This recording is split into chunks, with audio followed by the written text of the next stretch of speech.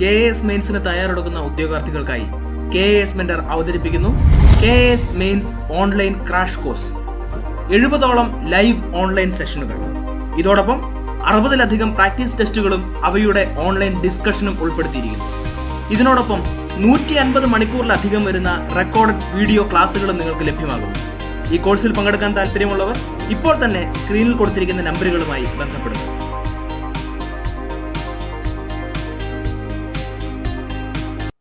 KAS മെൻറ്ററിൻ്റെ mains ഡിസ്കഷനിലേക്ക് സ്വാഗതം. Science and ടെക്നോളജിയിൽ ഇന്ന് നമ്മൾ ഡിസ്കസ് ചെയ്യാൻ പോകുന്ന topics human body, public health, community medicine, food and nutrition, health care എന്നുള്ള ടോപ്പിക്കാണ്. ഈയിടെ കോവിഡുമായിട്ട് റിലേറ്റ് ചെയ്ത് ഒരുപാട് കാര്യങ്ങൾ നമ്മൾ ന്യൂസിലും കാര്യങ്ങളിലും വായിക്കുന്നതാണ്. അതുപോലെ തന്നെ ജൂലൈയിൽ നമ്മൾ വേൾഡ് ഹെപ്പറ്റൈറ്റിസ് ഡേ ഒബ്സർവ് ചെയ്തിട്ടുണ്ടായിരുന്നു. അപ്പോൾ ഇത്രയും കാര്യങ്ങൾ റിലേറ്റ് ചെയ്തിട്ടുള്ള ക്വസ്റ്റ്യൻസ് ആണ് ഇന്ന് നമുക്ക് ഡിസ്കസ് ചെയ്യാനുള്ളത്. 2 മാർക്സിൻ്റെയും 5 മാർക്സിൻ്റെയും 10 മാർക്സിൻ്റെയും ക്വസ്റ്റ്യൻസ് നമ്മൾ ഡിസ്കസ് ചെയ്യുന്നുണ്ട്. എക്സ്പെക്റ്റ് ചെയ്യുന്ന വേർഡ് ലിമിറ്റ് 20 to 25, അതുപോലെ തന്നെ 50 to 60, 100 to 120 വേർഡ്സ് ആണ്. ഓക്കെ, അപ്പോൾ ഫസ്റ്റ് നമ്മൾ ഡിസ്കസ് ചെയ്യാൻ പോകുന്ന 2 മാർക്സിൻ്റെ ക്വസ്റ്റ്യൻ ആണ്. Write a short note on world hepatitis day. World hepatitis day എന്നാണ് ഒബ്സർവ് ചെയ്യുന്നത്, ആരെ കീഴിലാണ് അത് വർക്ക് ചെയ്യുന്നത്, അത് എന്തിനു വേണ്ടിയിട്ടാണ്, ഇത്രയും കാര്യങ്ങളാണ് നമ്മളൊരു 2 മാർക്സിൻ്റെ ക്വസ്റ്റ്യൻസിൻ്റെ അകത്ത് വരേണ്ടത്. ഓക്കെ, വേൾഡ് വൈഡ് 290 മില്യൺ ആൾക്കാർ എന്താണ് വൈറൽ ഹെപ്പറ്റൈറ്റിസ് ഉണ്ട് എന്ന് അറിയാത്തവരാണ്. അതായത് അവർക്ക് രോഗമുണ്ട് പക്ഷെ അവരത് തിരിച്ചറിഞ്ഞില്ല. അങ്ങനെയുള്ള ആൾക്കാരെ ഫൈൻഡ് ചെയ്യുക എന്നുള്ളതാണ് ഈ പറഞ്ഞ വേൾഡ് ഹെപ്പറ്റൈറ്റിസ് ഡേയുടെ ഇപ്രാവശ്യത്തെ തീം എന്ന് പറയുന്നത്. ഞാൻ ഓൾറെഡി പറഞ്ഞു, July 28 world hepatitis day observe ചെയ്യുന്നത്. വേൾഡ് ഹെൽത്ത് ഓർഗനൈസേഷനാണ് ഈ ഒരു ഒബ്സർവേഷൻ സ്റ്റാർട്ട് ചെയ്യുന്നത്. മിസ്സിംഗ് മില്യൺസിനെ ഫൈൻഡ് ചെയ്യുക, അല്ലെങ്കിൽ എന്താണ് take action and raise awareness to find the missing millions എന്നാണ് world hepatitis day July 28, 2020 theme എന്നുള്ളത്. അപ്പോൾ ആ ഒരു കാര്യം കൂടി നമ്മൾ ആൻസറിൻ്റെ അകത്ത് കൊണ്ടുവരേണ്ടതാണ്. ബേസിക്കലി എന്തൊക്കെ വേണം, ആരാണ് സ്റ്റാർട്ട് ചെയ്തത്, എന്നാണ്, അതുപോലെ തന്നെ അവരുടെ ഉദ്ദേശ ലക്ഷ്യം എന്താണ്, അതിൻ്റെ ഒരു തീവ്രത മനസ്സിലാക്കാനാണ് ഈ 290 മില്യൺ ആൾക്കാർ എന്താണ് വൈറൽ ഹെപ്പറ്റൈറ്റിസ് ഉണ്ട് എന്നുള്ളത് അൺഅവെയർ ആണ് എന്നുള്ളൊരു കാര്യം കൂടി നമ്മൾ ആൻസറിൻ്റെ അകത്ത് എടുത്ത് പറയേണ്ടത്. അപ്പോൾ ഇത്രയാണ് ഒരു 2 മാർക്സിന് എഴുതേണ്ടത്. നമ്മൾ ഇനി ഡിസ്കസ് ചെയ്യാൻ പോകുന്നത് ഒരു 5 മാർക്കിൻ്റെ ചോദ്യമാണ്. How is rapid antigen detection test different from RT-PCR test. അപ്പോൾ ഇതാണ് ചോദ്യം. ഇതിലെ ഈ റാപ്പിഡ് ടെസ്റ്റ് കാര്യങ്ങൾ നിങ്ങൾ ന്യൂസ് റിപ്പോർട്ടുകളിൽ ഈയിടെ ഒരുപാട് കേട്ടിട്ടുണ്ടായിരിക്കും. ഓക്കെ, അതും RT-PCR ടെസ്റ്റും തമ്മിലുള്ള വ്യത്യാസം എന്താണ് എന്നുള്ളതാണ് നോക്കുന്നത്. ജനറലി നമ്മുടെ ഒരു ഔട്ട്ലുക്ക് എന്ന് ഉദ്ദേശിക്കുന്നത് ഈ പറഞ്ഞ ടെസ്റ്റുകൾ എന്താണ് എന്ന് തിരിച്ചറിയുക എന്നുള്ളതാണ്. ഓക്കെ, ICMR അംഗീകരിച്ചൊരു ടെസ്റ്റാണ് ഈ പറഞ്ഞ റാപ്പിഡ് ആൻറ്റിജൻ ഡിറ്റക്ഷൻ ടെസ്റ്റ് എന്ന് പറയുന്നത്. ഈയിടെ കോവിഡിനെ തിരിച്ചറിയാൻ വേണ്ടിയിട്ട്, കോവിഡ് ഉണ്ടോ എന്നുള്ളത് അറിയാൻ വേണ്ടിയിട്ട് ഉപയോഗിക്കുന്ന വൺ ഓഫ് ദ ടെസ്റ്റാണ് ഇതെന്ന് പറയുന്നത് റാപ്പിഡ് ആൻറ്റിജൻ ഡിറ്റക്ഷൻ ടെസ്റ്റ് എന്ന് പറയുന്നത്. അതുപോലെ തന്നെ RT-PCR അതിൻ്റെ full form reverse transcription polymerase chain reaction എന്ന് പറയുന്ന ഒരു ടെസ്റ്റാണ്. അതായത് ഏതെങ്കിലും പുറത്തുനിന്ന് വൈറസോ കാര്യങ്ങളോ നമ്മുടെ ശരീരത്തിൽ കയറിയിട്ടുണ്ടെങ്കിൽ DNA അതിനനുസരിച്ച് ചേഞ്ചുകൾ ഉണ്ടാക്കുന്നതാണ്. അപ്പോൾ ആ പറഞ്ഞ ചേഞ്ചുകൾക്കനുസരിച്ച് പുതിയ പ്രോട്ടീനുകൾ കാര്യങ്ങൾ അവർ സിന്തസൈസ് ചെയ്യും. അപ്പോൾ അത് ഐഡൻറ്റിഫൈ ചെയ്യുന്ന ഒരു ടെസ്റ്റാണ് RT-PCR ടെസ്റ്റ് എന്ന് പറയുന്നത്. ഓക്കെ, നമ്മൾ ക്വസ്റ്റ്യനിലേക്ക് വരാം. എന്താണ് ഇവർ തമ്മിലുള്ള ഡിഫറൻസ് എന്നാണ് ചോദ്യം. നമ്മുടെ സ്വാബ് ടെസ്റ്റ് എന്നൊക്കെ കേട്ടിട്ടുണ്ടായിരിക്കും. അതായത് നമ്മുടെ സ്വാബ് കാര്യങ്ങൾ എടുത്തുകൊണ്ട് അതിൻ്റെ അകത്ത് ആൻറ്റിജൻസ് വന്നിട്ടുണ്ടോ എന്നുള്ളത് തിരിച്ചറിയാവുന്ന ഒരു ടെസ്റ്റാണ് ഈ പറഞ്ഞ 2 ടെസ്റ്റുകളും. അതായത് റാപ്പിഡ് ആൻറ്റിജൻ ഡിറ്റക്ഷൻ ടെസ്റ്റ് ആയാലും RT-PCR സാർസ് ലൈക്ക് അല്ലെങ്കിൽ COVID-2 വൈറസിനൊക്കെ വേണ്ടിയിട്ട് യൂസ് ചെയ്യുന്നൊരു ടെസ്റ്റാണ്. ഇത് നമ്മളുടെ വ്യത്യാസം എന്ന് പറയുന്നത് റാപ്പിഡ് ആൻറ്റിജൻ ഡിറ്റക്ഷൻ ടെസ്റ്റ് പെട്ടെന്ന് തന്നെ റിസൾട്ട് തരുന്നതാണ്. അതിൽ പോസിറ്റീവ് ആണ് എന്നുണ്ടെങ്കിൽ തീർച്ചയായിട്ടും എന്ത് തന്നെയായിരിക്കും, പോസിറ്റീവ് ആയിരിക്കുകയും ചെയ്യും. പക്ഷേ അവർ നെഗറ്റീവ് കാണിച്ചു കഴിഞ്ഞാൽ അത് തീർച്ചയായിട്ടും കോവിഡ് ഇല്ല എന്ന് നമുക്ക് പറയാൻ പറ്റില്ല. അപ്പോൾ നമ്മളൊരു പെട്ടെന്ന് അറിയാൻ വേണ്ടിയിട്ട് റാപ്പിഡ് ആൻറ്റിജൻ ഡിറ്റക്ഷൻ ടെസ്റ്റ് ചെയ്ത് കഴിഞ്ഞാലും നെഗറ്റീവ് ആണ് റിസൾട്ട് വരുന്നെങ്കിൽ അതിൻ്റെ ഒരു കൺഫർമേഷന് വേണ്ടിയിട്ട് RT-PCR ടെസ്റ്റ് കൂടി ചെയ്യേണ്ടതാണ്. പക്ഷേ RT-PCR ടെസ്റ്റ് എന്ന് പറയുന്നത് കോസ്റ്റ്ലി ആണ്. അതുപോലെ തന്നെ റിസൾട്ട് വരാനുള്ള കാര്യങ്ങൾ വൈകുകയും ഡിലേ കാര്യങ്ങളൊക്കെ ഉണ്ട്. അതുപോലെ തന്നെ എന്താണ് ഈ പറഞ്ഞ റാപ്പിഡ് ആൻറ്റിജൻ ഡിറ്റക്ഷൻ ടെസ്റ്റ് നമുക്ക് മൊബൈലായിട്ട് വന്ന് എടുക്കാവുന്നതാണ്. പക്ഷേ RT-PCR ടെസ്റ്റ് എന്ന് പറയുന്നത് കൃത്യമായ ക്ലിനിക്കൽ മെത്തേഡ്സ് കാര്യങ്ങൾ ഉപയോഗിച്ചുകൊണ്ടാണ്. അപ്പോൾ അതൊക്കെയാണ് അതിൻ്റെ ലിമിറ്റേഷൻസ് കാര്യങ്ങൾ. ഒന്നുകൂടി ഒന്ന് ക്രോഡീകരിച്ച് പറയുകയാണെന്നുണ്ടെങ്കിൽ എന്താണ്, RT-PCR എന്ന് പറയുന്നത് ഒരു പ്രൊലോങ്ഡ് ടെസ്റ്റാണ്. അതിൽ നിന്നിൻ്റെ കൺഫർമേഷൻ കംപ്ലീറ്റ്ലി ക്ലിയർ ആണ്. പക്ഷേ ഇതിൽ നെഗറ്റീവ് റിസൾട്ടുകൾക്ക് നമ്മൾ കൂടുതൽ റെസ്പോൺസ് കൊടുത്തു കഴിഞ്ഞാൽ എന്താണ്, അതൊന്നുകൂടി ചെക്ക് ചെയ്യേണ്ട ഒരു അവസ്ഥ കൂടിയും നമ്മുടെ റാപ്പിഡ് ആൻറ്റിജൻ ഡിറ്റക്ഷൻ ടെസ്റ്റിന് വരുന്നുണ്ട്. പക്ഷേ പോസിറ്റീവ് ആണ് റാപ്പിഡ് ആൻറ്റിജൻ ഡിറ്റക്ഷൻ ടെസ്റ്റ് കാണിക്കുന്നതിന് കൺഫേം ആണ് കോവിഡ് ഉണ്ട് എന്നുള്ളത്. അപ്പോൾ ഒരു പ്രിലിമിനറി ടെസ്റ്റ് എന്നോണം നമ്മൾ യൂസ് ചെയ്യുന്ന റാപ്പിഡ് ആൻറ്റിജൻ ഡിറ്റക്ഷൻ ടെസ്റ്റാണ്. പിന്നെ ഇതിൻ്റെ റിസൾട്ടിൽ തമ്മിലുള്ള ലിമിറ്റേഷൻസും കാര്യങ്ങൾ കൂടി നിങ്ങൾക്ക് ആൻസേഴ്സിൻ്റെ അകത്ത് എഴുതാവുന്നതാണ്. ഈയിടെ നിങ്ങൾ പത്രങ്ങളിൽ വായിച്ചിട്ടുണ്ടായിരിക്കും സൂയിസൈഡ് കാര്യങ്ങൾ വളരെ കൂടുതലായിട്ട് വരുന്നുണ്ട്, അല്ലെങ്കിൽ ഈ കോവിഡ് കാലഘട്ടത്തിൽ അതിൻ്റെ റിപ്പോർട്ടുകൾ വളരെ കൂടുതലാണ്. അതുമായിട്ട് റിലേറ്റ് ചെയ്തിട്ടുള്ള ഒരു ചോദ്യമാണ് നമ്മളിന്ന് 10 മാർക്സിന് ഡിസ്കസ് ചെയ്യാൻ പോകുന്നത്. The global burden of diseases data shows that 8 lakh people die every year due to suicide. India accounts for the largest number of such deaths at 2.3 lakh per year. Discuss. ഒരു alarming ആയിട്ടുള്ള ഒരു റേറ്റാണ് ഈ പറഞ്ഞ global burden of ഡിസീസിൻ്റെ data show ചെയ്യുന്നത്. 8 ലക്ഷത്തോളം ആൾക്കാർ എല്ലാ കൊല്ലവും എന്ത് ചെയ്യുന്നുണ്ട്, സൂയിസൈഡ് ചെയ്യുന്നുണ്ട്. അതിൽ 2.3 ലാക്ക് ആൾക്കാർ എവിടെയാണ് മരിക്കുന്നത്, ഇന്ത്യയുടെ അകത്താണ് മരിക്കുന്നത് എന്നുള്ളൊരു ഭീകരമായൊരു അന്തരീക്ഷം കൂടി അവർ സൃഷ്ടിക്കുന്നുണ്ട്. അതിനെപ്പറ്റി ഡിസ്കസ് ചെയ്യാനാണ്. ഒരു 10 മാർക്കിൻ്റെ ക്വസ്റ്റ്യൻസിൽ നമ്മൾ ഈ ഒരു ടോപ്പിക്കിൻ്റെ തീവ്രത അനുസരിച്ച് ഒരു ഡീറ്റെയിൽ ആയിട്ടുള്ള ഒരു ഇൻട്രൊഡക്ഷൻ തന്നെ കൊടുക്കണം. അതിനുശേഷം ആ റീജിയണൽ വേരിയേഷൻസ് എങ്ങനെയാണ് വേൾഡ് വൈഡ് ആയിട്ടുള്ളത്, അതുപോലെ തന്നെ അതിനുള്ള കാരണങ്ങൾ എന്താണ്, എങ്ങനെയാണ് അവർ സൂയിസൈഡ് ചെയ്യുന്നത്, മെത്തേഡ്സ് ഓഫ് സൂയിസൈഡ് എന്താണ്, അതുപോലെ തന്നെ ഇന്ത്യയുടെ സിനാരിയോയും കൂടി ഡിസ്കസ് ചെയ്തിട്ട് ഒരു കൺക്ലൂഡ് ചെയ്യുക. ഇതാണ് ഒരു ആൻസറിൻ്റെ സ്ട്രക്ചർ എന്ന് പറയുന്നത്.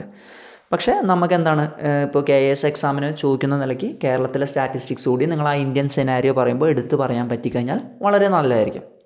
ഒരു ജനറൽ ആൻസറിൽ നമുക്ക് എന്തൊക്കെ കാര്യങ്ങൾ, ഇപ്പോൾ ഈ പറഞ്ഞ സ്റ്റാറ്റിസ്റ്റിക്സ് വെച്ച് നോക്കുകയാണെന്നുണ്ടെങ്കിൽ എവരി 40 സെക്കൻഡ്സിൽ ഒരു സൂയിസൈഡ് നടക്കുന്നുണ്ട് എന്നുള്ളതാണ് വേൾഡിലെ റിപ്പോർട്ട്. അതുപോലെ തന്നെ സൂയിസൈഡ് നടക്കുമെന്ന് മാത്രമല്ല 20ഓളം ഫെയിൽഡ് അറ്റംപ്റ്റ്സ് ഉണ്ടാവുന്നു എന്നുകൂടി പറയുന്നു. അതായത് പലരും അറ്റംപ്റ്റ് ചെയ്യുന്നു, പക്ഷേ അതിൽ സക്സീഡ് ചെയ്യുന്നില്ല. വളരെ കാര്യമാണ്. അപ്പോൾ ആ ഒരു കാര്യങ്ങളൊക്കെ നമ്മുടെ ആൻസേഴ്സിൻ്റെ അകത്ത് കൊണ്ടുവരാനാണ്. അത് ഡിസ്ട്രെസ് കൊണ്ടാവാം, അതല്ലെങ്കിൽ അവർ കൂടുതൽ പെർഫെക്ഷന് വേണ്ടിയിട്ടായാലും പല രീതിയിലുള്ള ആൾക്കാരാണ്. 15 to 29 ഗ്രൂപ്പിലാണ് ഏറ്റവും കൂടുതൽ സൂയിസൈഡ്സ് കണ്ടുവരുന്നത് എന്നുള്ളൊരു ഫാക്റ്റ് കൂടി നമ്മൾ ശ്രദ്ധിക്കേണ്ടതാണ്. അത് ശ്രദ്ധിക്കുമ്പോൾ പറയേണ്ട കാര്യം എന്താ വെച്ച് കഴിഞ്ഞാൽ ഈ 15 to 29 തന്നെ ഏറ്റവും കൂടുതൽ ആൾക്കാർ മരിക്കുന്നത് എന്തുകൊണ്ട് തന്നെയാണ്, സൂയിസൈഡ് കൊണ്ട് തന്നെയാണ്. അതുപോലെ തന്നെ ഈ പറയുന്ന ഏജിൻ്റെ ഓവറിൽ വരികയാണെന്നുണ്ടെങ്കിൽ റോഡ് ഇഞ്ചറീസും കാര്യങ്ങളൊക്കെയാണ് കൂടുതൽ, അല്ലെങ്കിൽ മെറ്റേണിറ്റി മോർട്ടാലിറ്റി റേറ്റ് ഒക്കെയാണ് വുമൺസിന് കൂടുതലായിട്ട് വരുന്നത്. പക്ഷേ ഈ പറഞ്ഞ ചെറിയ കാറ്റഗറിയിൽ ഏറ്റവും കൂടുതൽ ആൾക്കാർ മരിക്കുന്നതിന് കാരണം എന്ന് പറയുന്നത് സൂയിസൈഡ് ഡെത്തുകളാണ്. ഇനി ഇതിൻ്റെ ഒരു ട്രെൻഡ് നോക്കുകയാണ്, അല്ലെങ്കിൽ ഒരു റീജിയണൽ സ്പ്രെഡ് നോക്കുകയാണെന്നുണ്ടെങ്കിൽ യൂറോപ്പ് അങ്ങനെയുള്ള ഏരിയാസിൽ ഗ്ലോബൽ ആവറേജിനെക്കാട്ടും കൂടുതലായിട്ട് maximum number of death occur ചെയ്യുന്ന ഈ പറഞ്ഞ യൂറോപ്പ് ഏരിയാസിലാണ്. അതുപോലെ തന്നെ ഈസ്റ്റ് മെഡിറ്ററേനിയൻ റീജിയനിലാണ് ലോവസ്റ്റ് ആവറേജ് ഉള്ളത്. ഓക്കെ, അപ്പോൾ അങ്ങനെ റീജിയൻ അനുസരിച്ച് ഇതിൻ്റെ വ്യത്യാസം കാര്യങ്ങളൊക്കെ ഉണ്ട്. ഒരു ഇന്ത്യ പാകിസ്ഥാനൊക്കെ വെച്ച് കഴിഞ്ഞാൽ സൗത്ത് ഈസ്റ്റ് ഏഷ്യ റീജിയനാണ്. പാകിസ്ഥാനിലെ കേസ് നോക്കുകയാണെന്നുണ്ടെങ്കിൽ പാകിസ്ഥാൻ അക്കൗണ്ട് ചെയ്യുന്നത് ഒരു 1,00,000 ആൾക്കാരിൽ 3 പേര് ഇവിടെ നിന്നാണ്, ഈ പറഞ്ഞ പാകിസ്ഥാനിൽ നിന്നാണ്. ഇന്ത്യ ആണെന്നുണ്ടെങ്കിൽ 18.5 ആൾക്കാർ ഈ പറഞ്ഞ പോപ്പുലേഷന് കാരണമാവുന്നുണ്ട്, അതായത് സൂയിസൈഡ് പോപ്പുലേഷന്. അപ്പോൾ അത്രത്തോളം ഇതിൻ്റെ തീവ്രത വേരിയേഷൻസ് ഉണ്ട്. ഇതിൻ്റെ റീസൺസ് മെൻ്റൽ ഡിസോർഡേഴ്സ് ആയിരിക്കാം, ഡിപ്രഷൻ ആയിരിക്കാം, അല്ലെങ്കിൽ ആൽക്കഹോളിൻ്റെ യൂസ് കൊണ്ടായിരിക്കാം. അങ്ങനെയൊക്കെയാണ് വേൾഡ് ഹെൽത്ത് ഓർഗനൈസേഷൻ റീസൺസ് ആയിട്ട് പറയുന്നത്. അതല്ലാതെ ക്രൈസിസ് സിറ്റുവേഷൻ ചിലവർക്ക് ഇൻഡിവിജ്വൽ ഇന്നബിലിറ്റി തോന്നുന്നു ചില സിറ്റുവേഷൻ ഓവർകം ചെയ്യാൻ വേണ്ടിയിട്ട്, അങ്ങനെയുള്ള കേസുകളും സൂയിസൈഡിന് കാരണമാകുന്നുണ്ട്. ഇതിന് വേണ്ടിയിട്ടുള്ള വേൾഡ് ഹെൽത്ത് ഓർഗനൈസേഷൻ പറയുന്ന സ്ട്രോങ്ങസ്റ്റ് റിസ്ക് ഫാക്ടർ എന്ന് പറയുന്നത് ഇങ്ങനെയുള്ള ആൾക്കാർ പ്രീവിയസ് സൂയിസൈഡ് അറ്റംപ്റ്റുകൾ ഉണ്ടാവും. അപ്പോൾ അതും ഇതിൻ്റെ ഒരു ഭാഗമായിട്ട് വരുന്നുണ്ട് എന്നുള്ള കാര്യം കൂടി നോട്ട് ചെയ്യണം. പിന്നെ മെത്തേഡ്സ് ഓഫ് സൂയിസൈഡിൽ നോക്കുകയാണെന്നുണ്ടെങ്കിൽ പല മെത്തേഡ്സ് ഉണ്ട്. അതിൽ 20% സൂയിസൈഡുകൾ നടക്കുന്നത് പെസ്റ്റിസൈഡ് പോയ്സണിങ് വഴിയാണ്. അപ്പോൾ ഈ പറഞ്ഞ പെസ്റ്റിസൈഡ്സ് കാര്യങ്ങൾ നമുക്ക് അതിൻ്റെ യൂസേജ് കാര്യങ്ങൾ കൺട്രോൾ ചെയ്യുകയാണെന്നുണ്ടെങ്കിൽ ഇതും ഒരു പരിധി വരെ നമുക്ക് എന്ത് ചെയ്യാൻ പറ്റും, കൺട്രോൾ ചെയ്യാൻ പറ്റും എന്നുള്ള കാര്യം കൂടി നോക്കേണ്ടതാണ്. അതുപോലെ തന്നെ agricultural areas, low and middle income കൺട്രീസിൽ കൂടുതലായിട്ട് ഈ പറഞ്ഞ പെസ്റ്റിസൈഡ്സ് പോയ്സണിങ് കാര്യങ്ങളുള്ളതാണ്. അതുകൂടാതെ ഹാങ്ങിങ്, ഫയർ ആംസ് അങ്ങനെയുള്ള മെത്തേഡ്സും സൂയിസൈഡിൻ്റെ വേണ്ടിയിട്ട് യൂസ് ചെയ്യുന്നുണ്ട് പല ആൾക്കാരും. ഇനി ഇന്ത്യയുടെ കേസ് നോക്കുകയാണെന്നുണ്ടെങ്കിൽ 2.3 ലാക്ക് ആൾക്കാർ എന്ത് ചെയ്യുന്നുണ്ട്, സൂയിസൈഡ് ചെയ്യുന്നുണ്ടെന്നാണ് പറയുന്നത് പെർ ഇയർ. അപ്പോൾ അത്രത്തോളം അവസ്ഥയാണുള്ളത്. അല്ലെങ്കിൽ ഓരോ മിനിറ്റിലും, ഓരോ 4 മിനിറ്റിലും ഒരു സൂയിസൈഡ് ഇന്ത്യയിൽ നടക്കുന്നുണ്ട് എന്നുള്ളത് കൂടി പറയേണ്ടി വരുന്നു. അപ്പോൾ ഈ ഒരു അവസ്ഥ വെച്ച് നോക്കുമ്പോൾ നാഷണൽ സൂയിസൈഡ് പ്രിവെൻഷൻ സ്ട്രാറ്റജി എന്ന് പറയുന്ന സ്ട്രാറ്റജിയൊക്കെ കൊണ്ടുവന്നാൽ വളരെ നല്ലതാണ്. നമുക്ക് ഈ പറഞ്ഞ സൂയിസൈഡ് കാര്യങ്ങൾ കൺട്രോൾ ചെയ്യാൻ പറ്റും. അതിന് വേണ്ടിയിട്ട് ministry of health and family welfare കാര്യങ്ങൾ പല കാര്യങ്ങൾ അപ്രൂവ് ചെയ്തിട്ടുണ്ട്. അതിന് വേണ്ട കൗൺസിലിംഗ് കാര്യങ്ങളൊക്കെ കൊടുക്കുന്നുണ്ട്. അപ്പോൾ അങ്ങനെയൊക്കെ നമുക്ക് എന്ത് ചെയ്യാൻ പറ്റും, സൂയിസൈഡ് കാര്യങ്ങൾ പ്രിവെൻറ്റ് ചെയ്യാൻ പറ്റും. ഇതിൻ്റെ ഒരു ഔട്ട്ലൈൻ കേസ് നമ്മൾ നോക്കുകയാണെന്നുണ്ടെങ്കിൽ നമുക്ക് സൂയിസൈഡ് കൺട്രോൾ ചെയ്യുന്നതിൻ്റെ ഒപ്പം തന്നെ അതിന് വേണ്ടിയിട്ടുള്ള മീൻസ് കൺട്രോൾ ചെയ്യുകയാണെന്നുണ്ടെങ്കിൽ കൂടുതലായിട്ടുള്ള എന്ത് ചെയ്യാൻ പറ്റും, സൂയിസൈഡ് കാര്യങ്ങൾ കുറയ്ക്കാൻ പറ്റും. അതായത് ഈ പെസ്റ്റിസൈഡ്സ് സ്ട്രോങ്ങർ ആയിട്ടുള്ള കാര്യങ്ങളൊക്കെ ആണെങ്കിൽ ബാൻ ചെയ്യുക, അങ്ങനെയുള്ള കാര്യങ്ങളൊക്കെ കൊണ്ടുവരാൻ പറ്റും. അതുപോലെ തന്നെ ആൽക്കഹോളിൻ്റെ അവൈലബിലിറ്റി കുറയ്ക്കുക, കൺസംഷൻ കുറയ്ക്കുക, അങ്ങനെയുള്ള കാര്യങ്ങളൊക്കെ കൊണ്ടുവന്നാൽ നമുക്കിതിനെ വളരെ നല്ല രീതിയിൽ എന്ത് ചെയ്യാൻ പറ്റും, ഓവർകം ചെയ്യാൻ പറ്റും എന്നുള്ളത് കൂടി നമ്മൾ ശ്രദ്ധിക്കണം. അതുപോലെ തന്നെ സ്കൂൾ ലെവലിൽ തന്നെ എന്താണ് മെൻ്റൽ ഹെൽത്ത് പ്രോഗ്രാംസ്, അതിന് വേണ്ടിയിട്ട് ട്രെയിൻഡ് ആയിട്ടുള്ള ആൾക്കാരുടെ കൗൺസിലിങ്സ്, അങ്ങനെയുള്ള സെക്ടേഴ്സും കാര്യങ്ങളൊക്കെ ഇതനുസരിച്ച് ഡെവലപ്പ് ചെയ്തു തരണം. അത് ആ ഒരു ചൈൽഡ്ഹുഡ് ഏജിൽ തന്നെ അതവർക്ക് അവൈലബിൾ ആക്കുകയും ചെയ്യേണ്ടതാണ്. അപ്പോൾ ഓൾറെഡി ഇതുപോലെ സൂയിസൈഡ് അറ്റംപ്റ്റ് ചെയ്ത ആൾക്കാരുണ്ടായിരിക്കും. അപ്പോൾ അങ്ങനെയുള്ളവർക്ക് കൂടുതൽ അറ്റൻഷൻസും അവരുടെ കാര്യങ്ങളിൽ കൂടുതൽ ഇൻ്റർവ്യൂൻ ചെയ്ത് അവർക്ക് വേണ്ട ഫെസിലിറ്റീസ് കാര്യങ്ങൾ കൊടുത്ത് അവരെ അറ്റംപ്റ്റ് ചെയ്യുന്നതിൽ നിന്നും നമുക്ക് കുറയ്ക്കാൻ സാധിക്കും. അപ്പോൾ ഇത്രയും കാര്യങ്ങളൊക്കെയാണ് നമ്മളൊരു ഇന്ത്യൻ സിനാരിയോ എന്ന് പറയുന്നത്. പിന്നെ ഇതിൽ വെച്ച് നോക്കുകയാണെന്നുണ്ടെങ്കിൽ തന്നെ ഇതിൽ ഏറ്റവും കൂടുതൽ വൾണറബിൾ ആയിട്ടുള്ളത് ആര് തന്നെയാണ്, യൂത്ത് വുമണാണ്.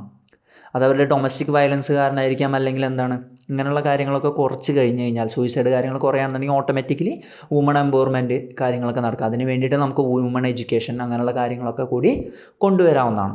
അപ്പോൾ ഇത്രയും കാര്യങ്ങളൊക്കെയാണ് നമ്മുടെ ഒരു ആൻസറിൻ്റെ അകത്ത് വരേണ്ടത്. ഒരു ജനറൽ ഒരു ഔട്ട്ലുക്കാണ്. ഇത് കൂടാതെ നിങ്ങൾക്ക് ഒരുപാട് പോയിൻറ്റ്സ് കൊണ്ടുവരാവുന്നതാണ്. ബേസിക്കലി നമ്മൾ എന്താ ശ്രദ്ധിക്കേണ്ട കാര്യം എന്താ വെച്ച് കഴിഞ്ഞാൽ ആ ഒരു സ്ട്രക്ചർ മെയിൻറ്റെയിൻ ചെയ്യാം. ഇത് ചിലപ്പോൾ പിയർ പ്രഷർ കാരണമായിരിക്കും, അല്ലെങ്കിൽ പെർഫെക്ഷന് വേണ്ടിയിട്ടായിരിക്കും. അങ്ങനെയുള്ള പല കാര്യങ്ങൾ നമുക്കിതിൽ ചിന്തിക്കേണ്ടത്. ഇതിൻ്റെ സ്റ്റാറ്റിസ്റ്റിക്സ് നിങ്ങൾക്ക് പരമാവധി പേപ്പറുകളിൽ നിന്ന് കറൻ്റ് ആയിട്ടുള്ള സ്റ്റാറ്റിസ്റ്റിക്സ് കൊണ്ടുവരാൻ പറ്റുമെങ്കിൽ വളരെ നല്ലതാണ്. ഇപ്പോൾ ചില ആൾക്കാർ എന്താണ് റിസൾട്ട് മോശമാണ്, അല്ലെങ്കിൽ പേടിച്ചിട്ടാണ്, സെക്ഷൽ അബ്യൂസാണ്, അങ്ങനെ പല റീസൺസ് ഉണ്ട് ഇതിന് വേണ്ടിയിട്ട്. അപ്പോൾ അങ്ങനെയുള്ള കേസുകളിൽ നിങ്ങളെന്താണ് നല്ല രീതിയിൽ അത് പ്രസൻറ്റ് ചെയ്യാൻ നോക്കുക എന്നുള്ളത് കൂടി ശ്രദ്ധിക്കേണ്ടതാണ്. അപ്പോൾ ഇത്രയാണ് ഒരു 10 മാർക്സിന് നമ്മൾ എഴുതേണ്ടത്. സൂയിസൈഡിൻ്റെ കാര്യങ്ങളാണ് ചോദിച്ചത്, ഗ്ലോബൽ ബേർഡൻ. അപ്പോൾ അവരിൽ നിന്ന് തന്നെ നമ്മൾ കൃത്യമായൊരു ഇൻട്രൊഡക്ഷൻ എടുക്കുക, റീജിയണൽ വേരിയേഷൻസ് കൊടുക്കുക, കാരണങ്ങൾ, അതിന് വേണ്ടിയുള്ള സൂയിസൈഡ്, ഇന്ത്യയുടെ സിനാരിയോ, അതിൻ്റെ അകത്ത് തന്നെ നിങ്ങൾ എന്താണ് പറ്റുകയാണെന്നുണ്ടെങ്കിൽ കേരളത്തിൻ്റെ കാര്യങ്ങൾ കൂടി ആഡ് ചെയ്യണമെന്ന് ഞാൻ ഓർമ്മിപ്പിക്കുന്നു. അപ്പോൾ ഇത്രയും കാര്യങ്ങളായി കഴിഞ്ഞാൽ നിങ്ങളുടെ വളരെ വാലിഡ് ആയിട്ടുള്ള ഒരു ആൻസറായി. ഇതൊരു 50 മാർക്സിന് ചോദിച്ചാൽ പോലും ആൻസർ ചെയ്യാൻ പറ്റാവുന്ന രീതിയിലായിരിക്കും. വേറെ ഏതെങ്കിലും ടോപ്പിക്സ് നിങ്ങൾക്ക് ഡിസ്കസ് ചെയ്യണം എന്ന് ആഗ്രഹം ഉണ്ടെങ്കിൽ നിങ്ങൾക്ക് കമൻറ്റ് ബോക്സിൽ മെൻഷൻ ചെയ്യാവുന്നതാണ്. ലൈക്ക് ചെയ്യുക, സബ്സ്ക്രൈബ് ചെയ്യുക. That's all friends, thank you.